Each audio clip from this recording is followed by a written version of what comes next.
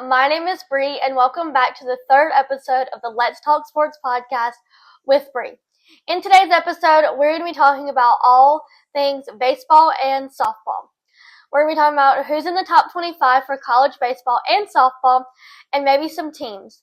So I hope you guys will stick around and maybe even learn something. Let's get started. All right, let's talk about the top 25 baseball. So I'm getting all my stuff from the D1 baseball website. Sorry, guys. Coming in at number 1 is Texas A&M, and they are 4-0, and they are playing Cal Poly in a weekend series. Coming in at number 2 are your Virginia. It's Virginia. They're 2-2, and they're playing in the Rock Round Classic. Coming in at number 3 is LSU, and they're 5-0, and they're playing Omaha. Coming in at number 4 is Tennessee, and they are 5-0, and they're playing Samford. Coming in at number 5 is Alabama, and they are 6-0, and they're playing in the Jacksonville Classic. Coming in at number 6 is UNC, and they are 4-0, and they're playing ECU this weekend in 3 different locations. One in Durham at the Durham Bulls Stadium, one at UNC, and then the other one is in Greenville at ECU. Coming in at number 7 is Oregon State, and they're 4-0, and they're playing in the Rock Round Classic. Number 8 is UGA, so Georgia. They're 6-1, and they're playing UCI. Never heard of that team. Number 9 is FSU, and they're 5-0, and they're playing the University of Penn, which is an Ivy League school. Coming in at number 10 is Florida, and they are 5-0, and they're playing Dayton this weekend. Coming in at number 11 is Oregon, and they're 3-2, and they're playing Rhode Island this weekend. Coming in at number 12 is NC State, and they're 3-2, and they're playing in the Jacksonville Classic. Coming in at number 13 is Wake Forest, and they're 5-1, and they're playing St. John's. Coming in at number 14 is Clemson, and they're 3-1, and they're playing in the Clemson Baseball Invitational. Coming in at number 15 is Vanderbilt. They are 5-1, and they're playing St. Mary's. Coming in at number 16 is Texas. They're 3-1, and they're playing Dartmouth. Coming in at number 17 is Duke, and they're 3-3, and they're playing Cornell. Coming in at number 18 is Mississippi State. They are 4-1, and they're playing Missouri State. All these games are the 21st through the 23rd. So yeah. Coming in at number 19 is Oklahoma State. They are 1-3, and they're playing the University of Texas Arlington. Coming in at number 20 is Dallas Baptist, and they are playing SIU Edwardsville.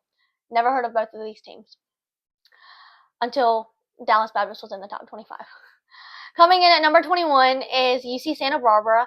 They are 4-1, and they're playing the Tony Gwynn Legacy Tournament. Coming in at number 22 is TCU, and they are 5-0, and they're playing Michigan, Arkansas, and Kansas State. Coming in at number 23 is Nebraska, and they're 3-2, and they're playing Louisiana. Coming in at number 24 is Troy. They're 4-1, and they are playing Northwestern State. And coming in at number 25 is Cincinnati, and they are 2-1, and they're playing UNLV. So that's who's in your top 25 for baseball. Now let's talk a little bit about some of the teams.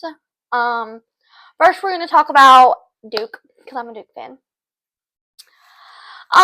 They're struggling this year. They're struggling. They're 3-3, and they dropped their series to Cincinnati last weekend. Hopefully, they'll bounce back and get the series win against Cornell today. Go Blue Devils. And they beat UNCW. So they have 1 win against Cincinnati, 1 win against Cornell, and UNCW are their 3 wins. And then their 3 losses are Cincinnati and Cornell. Tennessee are your reigning College World Series champions. So, would love them to repeat. Don't think it's going to happen, but I would love them to repeat. Texas A&M's got a good squad. Virginia's got a good squad. LSU's even got a good squad. As much as it hurts me to say this, but UNC has a good squad. It hurts me to say that because I'm a Duke fan. But I think they can go. UNC did make it to the World Series last year. They just didn't make it to the finals. I think they made it to the final. I don't know. I think it's Final Four. I guess Final Four maybe. I don't know. Well, they made it to Omaha. Let's see here. Who else? Oh, Tennessee also has a good first baseman. I think he plays first now. Andrew Fisher. He played for Duke the 22-23 season, I guess. And then he transferred to Mississippi last year, or Ole Miss, not Mississippi. Ole Miss. And then he left Ole Miss and went to Tennessee because they brought in a better player than him, I guess. I don't know. And I guess since we brought in Ben Miller. For Duke, we still have like some good players. We have some of the ones that are returning are Wallace Clark, Ben Miller, Wallace Clark playing shortstop, Ben Miller playing third, Macon Winslow catching, AJ Gracia playing outfield, Kyle Johnson pitcher and outfield, Tyler Albright playing outfield. For pitchers, we have Ryan Higgins, Kyle Johnson, James Talon. So yeah, we have some good ones, and we also have some good freshmen and some good transfers that have come in. So we'll see how it plays out. Also, another fun fact. Well, not really a fun fact, but yeah, sure. Chris Pollard, who is the Duke baseball head coach, he is the winningest baseball head coach in Duke history. He has, I think, 386 wins, 80 something. Like, he has a bunch of wins, 800 and some wins. I don't know. He beat Jack Coombs, which is the guy the field is named after. It's the Jack Coombs Field. So, yeah, he's the winningest baseball coach in there. Also, Vanderbilt. Let's talk about Vanderbilt for a minute. There's a guy in my hometown that plays for Vanderbilt, so that's pretty cool. The Duke recruiting, I guess he's like the recruiting coordinator. I don't really know like what his official title was, but he also coached. We have in my hometown. There's like a little tiny, like small baseball team in the Appalachian League, which leads into the majors, which if you play there, it's basically college kids that play there that could potentially go to the majors. So we've got a bunch of people that have played in the major, or quite a few people that are in the majors. Now, one of them is Ron McChrystal, who was a catcher for East Carolina Pirates. So that's pretty cool. There's also Austin St. Laurent, who played for App State. He also played for that team. But anyway, he was the coach 3 years ago? 2 years ago? 3 years ago? It was my first year working, so I don't know. Anyway, it was the very first year I worked there. He was there. And he also had a job, or he was at Wake Forest, and then he went to Duke for 2 years. And now he has since left Duke and got hired by the Vanderbilt Commodores. And he is the recruiting, like, coordinator for them. That's really cool that, like, small town, whatever. So, I hope you guys enjoyed this part. Next up, we're going to be talking about softball. So, let's go. Okay, now let's talk about the top 25 college softball. I'm getting all my information from the NCAA website. Let's go. Coming in at number 1 is Texas Longhorns. They are 12-1, and they're playing in the Hillenbrand Invitational. Coming in at number 2 is the Oklahoma Sooners. They are 10-0, and they're playing in the Norman Tournament, which is at their home field. Number 3 are the Florida Gators, and they are 15-1, and they're playing in the Sun Devil Classic at Arizona State University. Coming in at number 4 is the UCLA Bruins.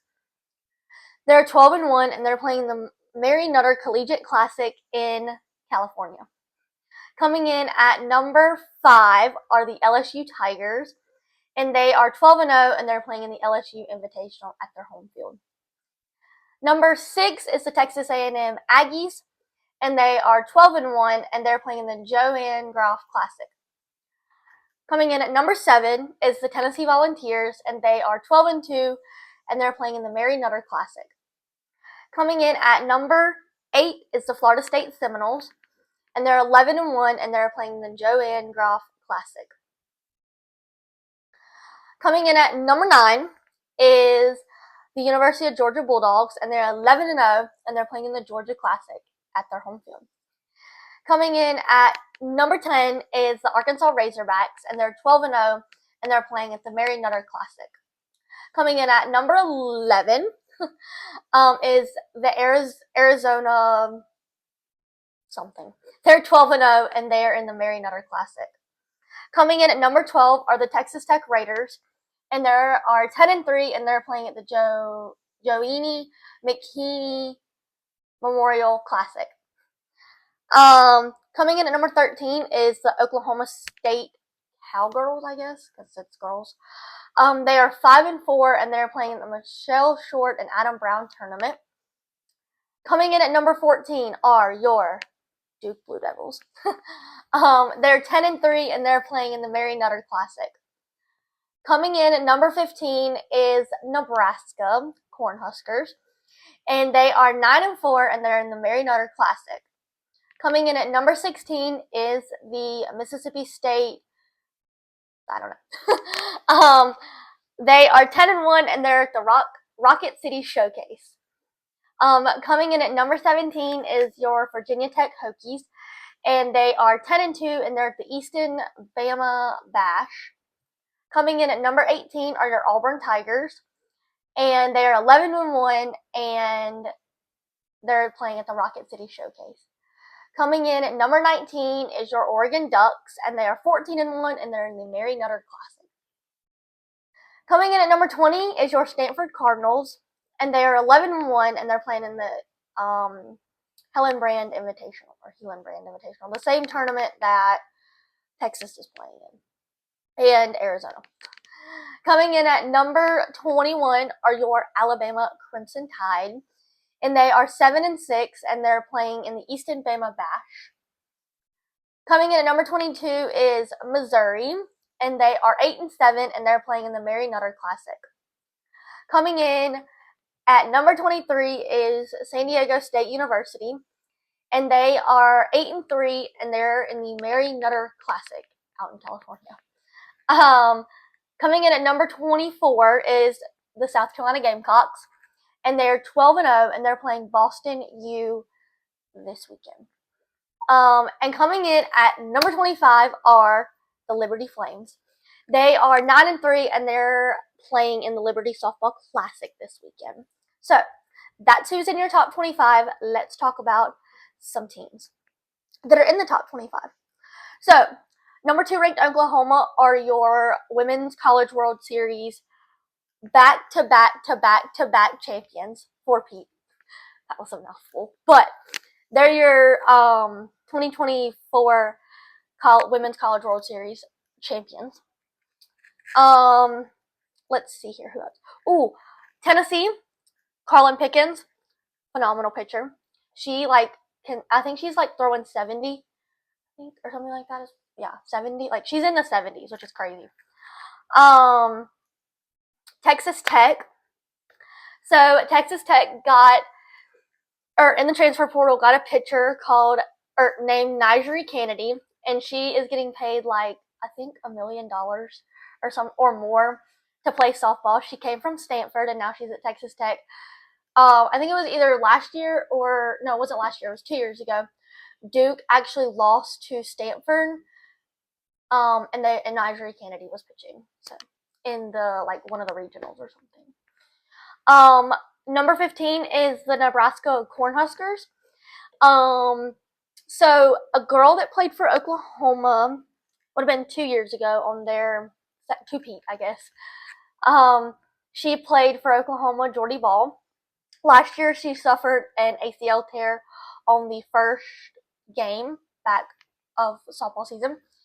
So she was out last year, but now she's playing this year. And Duke upset Nebraska. I think it was either today or last night. I can't remember. It was one of those days at the Mary Nutter Classic. Liberty had some really good ranked wins at the Clearwater Invitational last weekend. They beat Missouri, and there was somebody else they beat. I can't remember. But some of them were come behind. Now, Auburn, number 18 Auburn, they played in the Clearwater Invitational last weekend, and they were the only team to go undefeated at the Clearwater Invitational. So that was pretty cool. Number 3 is Florida. Last year, they broke one of Oklahoma's records for like the longest in, I think, like a super regional, like wins or something. So they forced a game 3 in one of the games. Can't remember which one, but it was like in one of the games for the College World Series. And they have Keegan Rothrock, who is a really good pitcher. So that's kind of like a little rundown of people. Oh, Duke. Can't forget about Duke. Duke has some really good players. They brought back some people. They brought back Vega, Cassidy Curd, Jayla Wright, who was the pitcher last year. She's actually a grad student assistant or grad assistant for the Tennessee Volunteers, so that's pretty cool. But yeah, Cassidy Curd just reached, I don't know if it was, I think it was like 300 career strikeouts, and she's only a sophomore. I think she's had like 40 some strikeouts just this year. So yeah, that is kind of the softball and baseball episode.